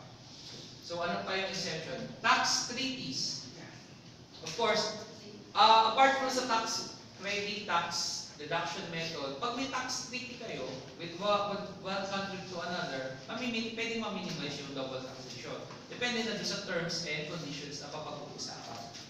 So ano ba yung example ng tax treaty case natin? Air Canada. Air Canada ba yun? Oo. Air Canada ba yun? Air Canada. Ayun, so yung define na yung nature ng tax treaty. But, doon sa case ng Deutsche Bank, sa case ng Deutsche Bank versus CIR, nilinaw lang ng court that the BIR cannot impose additional requirement not found in the tax treaty. Kasi yung tax treaty binding na yun, effective na yun between the two countries. Yung kasi sa Deutsche Bank, nire-require pa mag-file na prior application to avail the tax relief granted under the treaty. Sabi ng court, hindi mo na kailangan mag-file. Kasi sa tax treaty, wala namang requirement ng prior filing of an application to avail of the tax relief. Wala naman doon. So, ba't ka mag-impose ng additional requirement? So, basta effective na yan. Kasi ganun yung nature ng tax treaty. Otherwise, yung purpose ng tax treaty, which is to minimize double taxation, mawawala na ng kwenta. Kasi nga, dahil pang requirement na impose, wala naman dun sa batas. Kasi sa treaty rather. Then, pero pa tayong 120 yan. Ang dami pa. Then, exemption from taxation, compensation and set-off. Are you familiar with the doctrine, yung 1262, legal compensation under the new civil code? Sa obligod. Nakalimutan na ba yan? Pag meron kayong nangutang ako sa inyo ng 100 pesos, tapos nangutang kayo sa akin ng 100 pesos, kapag parehong due and demandable, ano mangyayari? Masi-set off na yung utang. Diba? So, halimbawa, class, yung gobyerno, na may nag-engage kayo ng contract sa government. Yung government, may babayaran sa inyo na amount. Kasi nga, nag-render kayo ng service. Ikaw naman, meron kang tax na babayaran due sa government. Will the principle of legal compensation or set-off apply? As a rule, actually, rule is it will not apply. Kasi bakit hindi mag-a-apply? Ano may requisites na legal compensation under the new civil code? The debts must be of the same kind and nature. Pero technically, yung taxes ba na hindi mo binabayad, are they considered as debts or utang? No, they're not debts. Debts arise from private, from contracts. Yung taxes, they are imposed by law. Debts, ang source ng obligation niya is actually contract. Pero ang tax sa inherent power of the state. So, hindi magkaiba sila. Hindi siya pwedeng i-set off. They're not of the same kind and nature. Magkaiba sila. They may be due and demandable parehas, pero hindi sila same kind and nature. So, ano mangyari? Yung debts, by the way, yung debts, pwede mo ma-incur in a private capacity, pero yung taxes can only be incurred in the sovereign capacity, via sovereign capacity of the government. So, hindi mo pwedeng i-offset. Pero in the case of, yun yung rule class, never offset taxes from debts. Pero meron, hindi ko alam kung straight case, pero consider na lang natin as exception. Domingo versus Garlitos in 1963 na case. In that case, may utang yung gobyerno dun sa private person, sa taxpayer, and the government recognized that debt, and there's already an appropriated amount. So sabi ng court doon, dahil na-recognize ng government yung utang niya sa taxpayer at meron ng inappropriate amount, then yung utang ni taxpayer, ay yung taxes due will be considered as offset. Yun lang yung case. So, class, ito, pag tinanong sa bar, kung i-offset nyo ba ang tax sa debts, no, you will not offset. Pero if the facts are the same as that of Domingo versus Garlitos, then you will offset. Kaya kailangan yung basahin nyo Domingo versus Garlitos ng case. Sa 1963 case. Then, escape from taxation, banggitin ko lang tax evasion and tax avoidance. How do you exempt yourself from taxation, or how do you escape tumakas the taxation? Can either be legal or illegal. Pag legal, you have tax avoidance. Pag illegal, tax evasion. Ano ba yung tax avoidance? Legal means of how do you, and it must be availed by the taxpayer in good faith and an arm's length rule. How do you, sige, compare natin yung sa tax evasion. Ano ba yung tax evasion? Intentional, deliberate and intentional non-payment or non-payment or payment of taxes na mas mababa sa due. So, ano po yung requisites ng tax evasion? Tatlo yun, di ba? Number one is the end to be achieved. Ano yung end that you want to achieve in tax evasion? Payment, non-payment of taxes or reduced payment of taxes. Number two, state of mind. Accompanying, ano ba yung state of mind mo dito? Evil, bad faith, etc. And then the third one is the course of action. Ano yung gumawa, nag-exert ka ng overt act in which a lawful in nature. So meron kang tax evasion. Ano pa example ng tax evasion? Ganito lang, para medyo simple. Meron kang business. Halimbawa, buy and sell ka ng cellphone.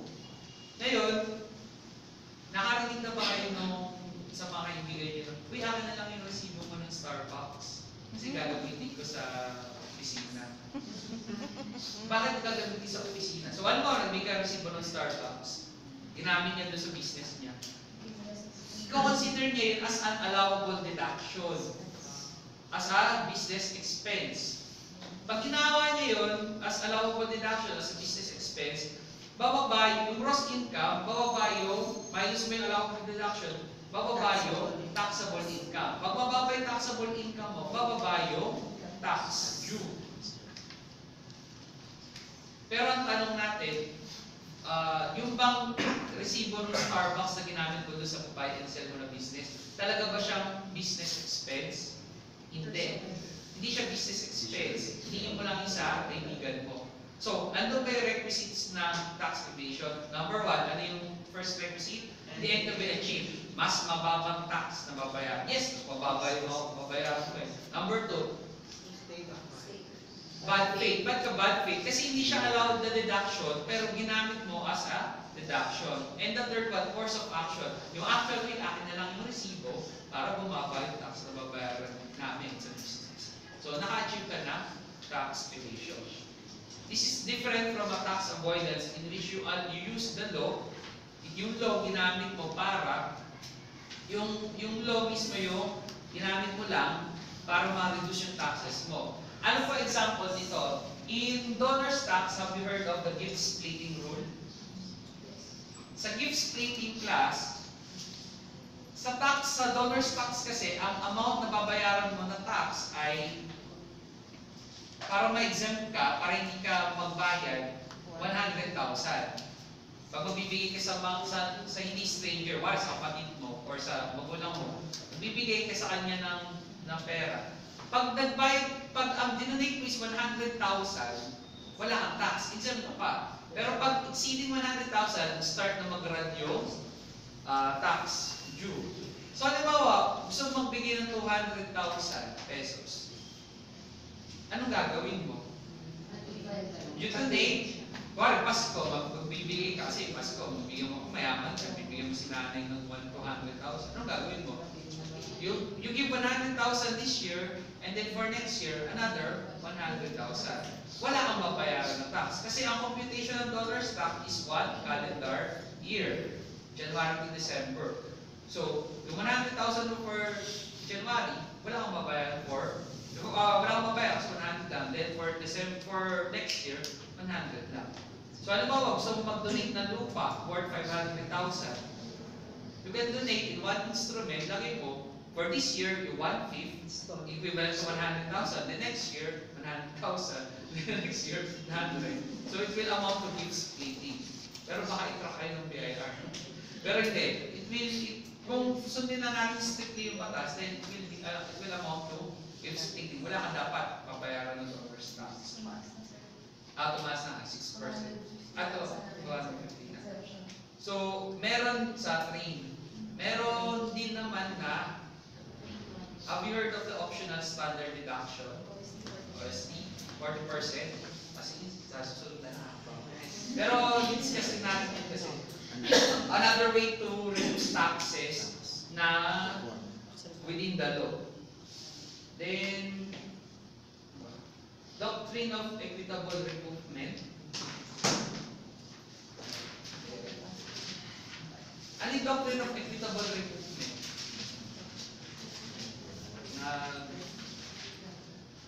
The doctrine of equitable recoupment, there are taxes illegally or erroneously assessed and collected from you, but you were not able to refund it within the period allowed by law. And then you are setting it off dun sa taxes, sa subsequent taxes due sa'yo. Pwede ba yun? Sa Pilipinas, hindi. Kapag hindi mo na-refund yung tax, hindi mo pwedeng i-credit yun sa other tax liabilities mo. In other countries, allowed kasi yung doctrine of equitable recoupment. Pag hindi mo na-refund within the prescriptive period, gagamitin mo na lang siya as set off or parang offset mo dun sa subsequent tax liabilities mo. Dito sa Pilipinas, hindi pwede kasi kailangan may refund. Then, compromise and tax amnesty. Tax amnesty, by the way, basically amnesty, yung general concept natin amnesty, parang deliberate overlooking ng state sa liabilities mo. In this case, the tax liabilities mo. To pass a tax amnesty under the Constitution, you need to have a vote of majority vote ng Congress, voting separately. Kailangan mo ng majority vote to pass the tax amnesty. Pag sinabing majority vote, hindi na quorum kasi pag sinabi natin kasi yung vote ng Congress, yung mga passage ng bill, basta nagka-quorum, yung majority vote nila, considered okay na yun. Pero pag tax amnesty, kung ang halimbawa, Senate 23 sila ngayon, kailangan majority vote ng 23. Pero kasi, yung ordinary business ng Senate, pag nagka-quorum, 23, anong quorum ng 23? 12. Majority vote lang ng 12, okay na makapasa yung isang bill. Pero not in case of tax amnesty. Kasi dito, ang nare-require, majority vote ng Congress. So, lahat sila dapat, not only constituting the quorum. Ganun din naman sa, ganun. Taxpayer suit. Taxpayer suit. How do we...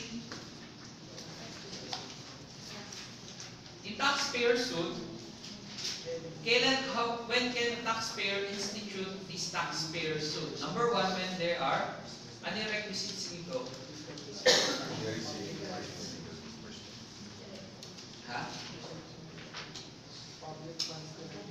There are public funds which are illegally disbursed or used. And number two, the taxpayer concerned will be directly affected. So ano po example ng taxpayer suit? Na case na familiar tayo. In the case of pork barrel, Belgica versus Ochoa. Meron doon, the taxpayers were allowed to file their suit. Also in the case of disbursement acceleration program, yung sa TAP, anong case yun? Araulio versus Aquino, 2014. Inallow din yung taxpayer suit. Kasi there are funds na illegally being disbursed used for another purpose. And taxpayer ikaw, kasi national project yung involved or national yung involved, so definitely directly affected ka. But there are instances, class, please take note that although you are not directly affected, you are allowed to file a taxpayer suit under the doctrine of transcendental importance. So, transcendental importance, yung case, okay lang ka mag-file. By the way, bago tayo, discuss na mabilis yung Yung 121. Pero please take note yung sa tax evasion, tax avoidance, yung case pala nung estate of Benigno-Tolga, CIR versus Benigno-Tolga. Tapos, tatlong beses na tinatanong yung case na to sa bar. Kasi nilalagay nila yung facts ng case sa bar. So, basahin nyo kasi, yun lang yung landmark case dyan sa ano.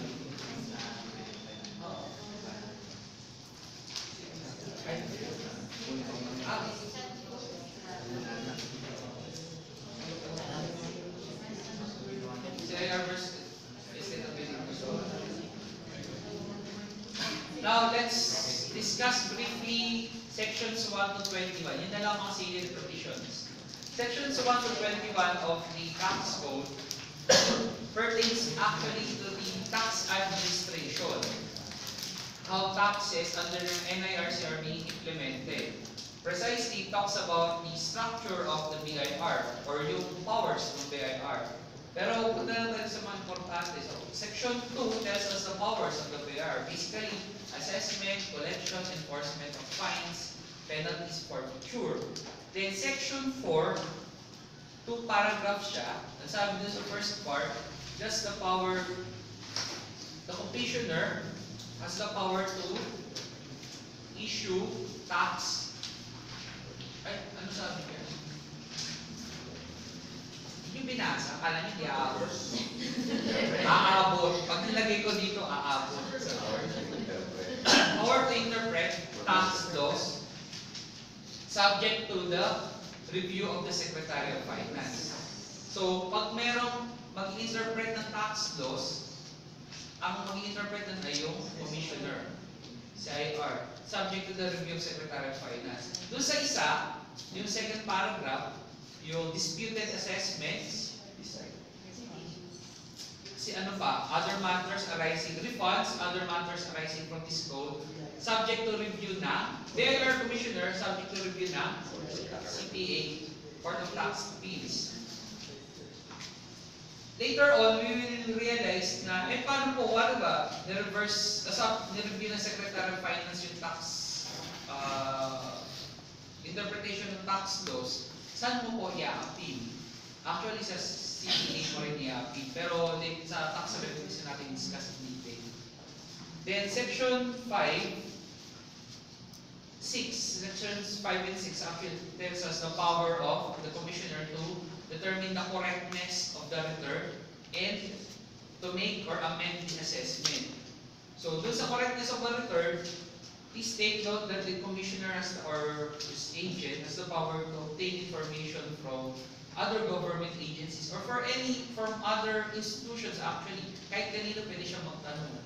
So, kung nagbabayad ka ba ng tama, nag-withhold ka ng tax, they can ask documents from a particular agency doon sa withholdan mo ng tax. Kung tutugma ka doon sa sinabit mo sa BIR, they can ask for that. They can summon, they examine, they can ask, they can issue subpoena, they can take the testimony of the persons involved. They can, then the CIR can also has the power to make an assessment. Halimbawa, hindi ka nag-file, the CIR has the power to make an assessment. Siya ang gagawa ng assessment para sa'yo based on the doctrine of best evidence obtainable rule. Kung wala makitang evidence yung BIR, kung ano man yung available sa kanya, based on the best evidence obtainable rule, yun ang gagamitin niya. Then pwede niya i-terminate yung taxable period. Ano ba yung taxable period? Pag terminate kasi yung taxable period, babayad ka agad ng tax. Paano ba terminate? Usually, ang taxable period, yung fiscal year or the calendar year. Pag fiscal year, kapag calendar year, start in January 1 and na December 31. Fiscal year, any other period apart from that. So, pwede. So, pag terminate calendar ni BIR yan, ano na kagad? Magbabayad ka ng tax kasi tapos na yung period mo, yung tax period, so bayad ka rin ng corresponding tax. There are only instances na kailangan magbayad. Halimbawa, nagpo-concede ka ng properties or hindi mo nilalabas yung, hindi ka nagbabayad ng tama. Then the BIR can terminate that taxable period. Then sa section 6E, yung the power of the commissioner to prescribe, ito importante kasi maggamit natin later on, the power to prescribe real property values. I think minasay din ang case relating that yung CIR versus Hapo Fresh Seafoods. The PIR has, in consultation with the public-private individuals, assessors, they can prescribe yung real property values. Tapos yun yung gagamitin na basis. Kasi ano ba yung ginagamit natin na basis kapag real property, assessment ng real property, whichever is higher, or highest actually, higher dito sa case na to, higher between that determined by the commissioner and or determined by the city or provincial assessors. So, kung ano yung mas mataas doon, yun yung gagamitin natin. Pero kung magbebenta ka ng lupa, selling price, whichever is highest, selling price, value no commissioner or yung sa CIR. Then, inquire into bank deposits. Can the commissioner inquire into bank deposits? As a rule, hindi. Pero exceptions lang is, kasi may secrecy, bank secrecy na tayo. Pero as a rule, as an exceptions, andito, section 6F. Ano yung F na? Ano naman exceptions? Number 1, for purpose of determining the gross estate of a decedent. Pag namatay na yung decedent, then the tax rate, CIR has the power to inquire to the bank deposits, no decedent, to determine the gross estate. Number 2, in case of compromise agreement, provided that kailangan mag-submit na, actually kaya siya pwede kasi yung taxpayer will have to submit waiver kapag ang basis niya ng compromise ay financial inability to pay the tax assessed. So kailangan niya mag-submit ng waiver ng secrecy of bank deposit kasi for the commissioner to determine kung talaga nga ba na hindi niya na he is financially incapable of paying the taxes. And then, dalawa, pero if your tax code is new, meron bagong hinanda under RA 10021, supply of tax information pursuant to international agreement or tax treaty. So kung meron tax treaty, then pursuant to that tax treaty, under RA 10021, the CIR can inquire into the bank deposits of the particular individual requested, of the information which is requested. So, pwede siya mag-subscribe. Tinanong na tukla sa bar, kahit bago lang yung batas. Natanong na yung supply of the tax information. So, please take note lang makatanong ulit. Then 12 po, ibabawi na lang ako ng late time mag-start sa phone. 12 po, katapusin ko lang po. Power to delegate. As a rule, the commissioner, si Commissioner of Federal Revenue, napakarami yung ginagawa. So, he has the power, hindi niya kayang gawin lahat ng require ng tax code. So, he has the power to delegate yung powers niya sa subordinates niya. Pero, but not these, not in these instances. Number 1 is the power to recommend the promulgation of rules and regulation. The power to recommend to the Secretary of Finance yung rules and regulation implementing the tax code. Ano pa? Yun din yung pwede. Issue rulings of first impression. Di ba, kanina nabanggit natin to interpret tax laws. Pwede siya yung taxpayer, actually pwede siya pumunta kay Secretary, kay BIR Secretary, Commissioner, and ask na interpret yung particular ruling or particular law in application dun sa case niya. Pwede niya gawin yun eh. So mag-issue ng tax ruling yung BIR. But if it is a tax ruling of first impression, ano yung first impression?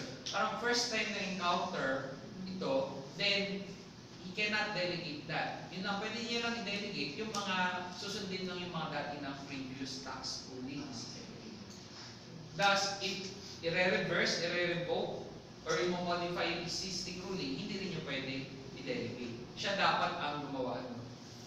Then, to compromise or to abate yung tax liability subject to certain exception, i-discuss na lang natin sa tax revenues, hindi nyo pwede i-delegate yun. And then, finally, hindi nyo pwede i-delegate yung pag-assign or reassign ng officers where articles subject to excise tax are kept. Ano ba yung excise tax? Alam yung mga sa sigarilyo, excise tax yun eh.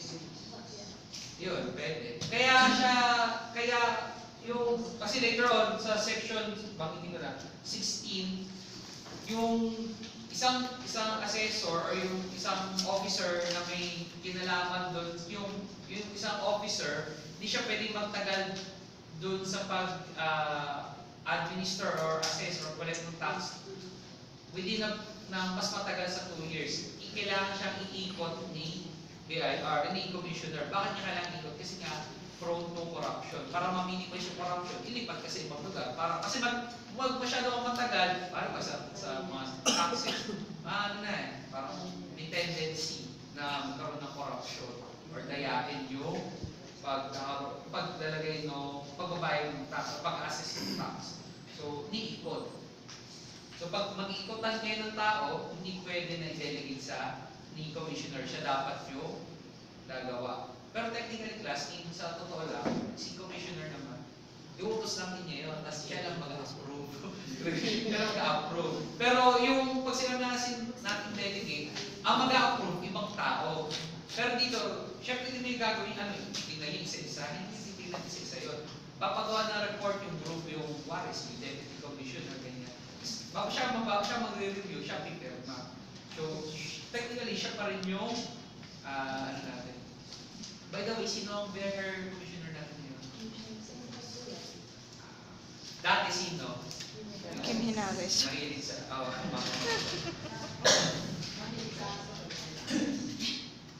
Alright, so Section 12 class, importante.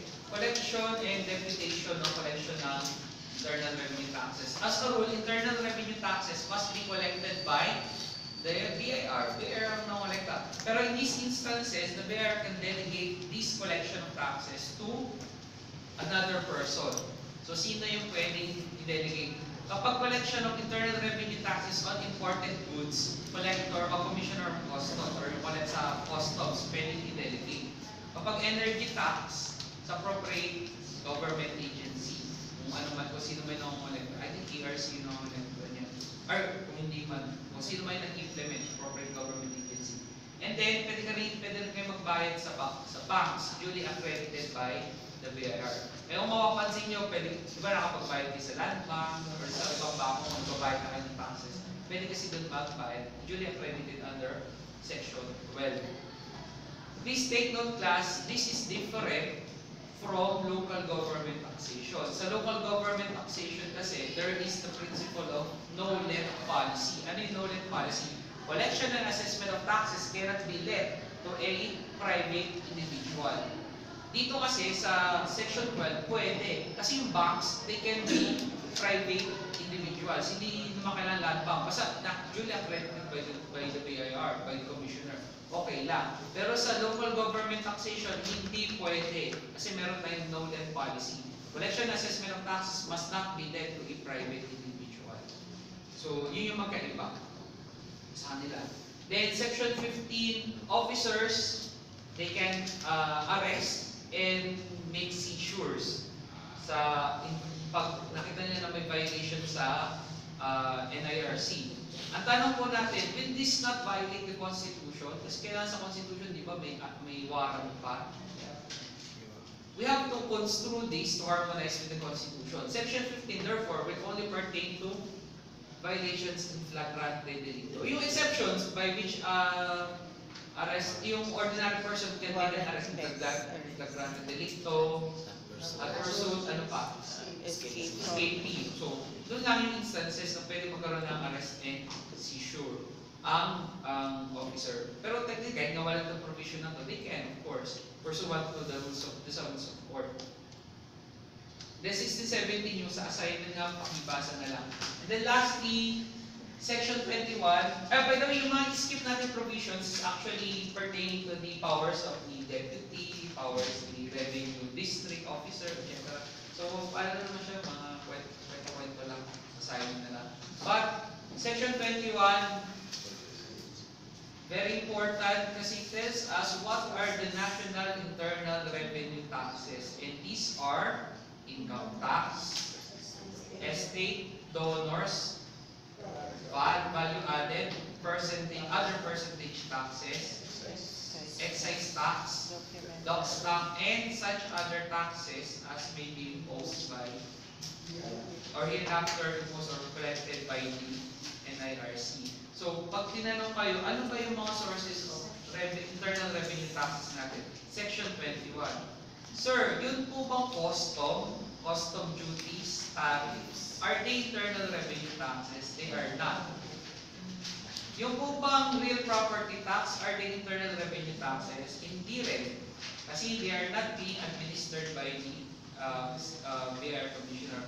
Therefore, these taxes outside the Section 21, hindi mag-a-apply sa kanila yung NIRC. Remedies available sa NIRC will not, in the collection of taxes other than nandito sa Section 21, will not apply.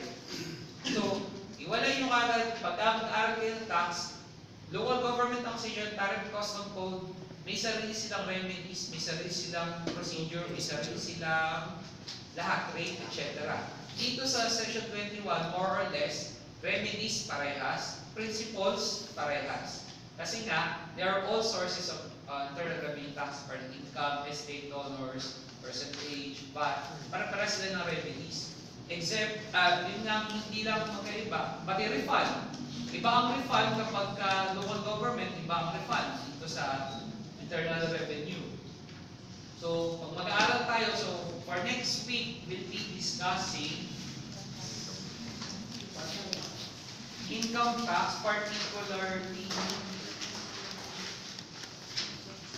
sections 22 to 33 and 42. Ang ikli lang ito, class.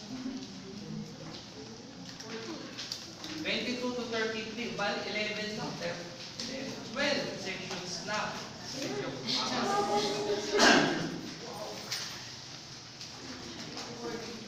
to 33. Class, please basahin niyo yung cases. Although, hindi ko ma-discuss kasi nga mabilis tayo, pero for next week, kasi pag class, ako tapos na ako mag-bar, kayo yung magbabar, di ba? So, pag hindi niyo yan inaaral, lalo ito sa income tax, kailangan yung basahin yung cases. Ang konti-konti na nga nung nilagay ko, kasi nga, alam ko, review na kayo, baka mahirapan kayo.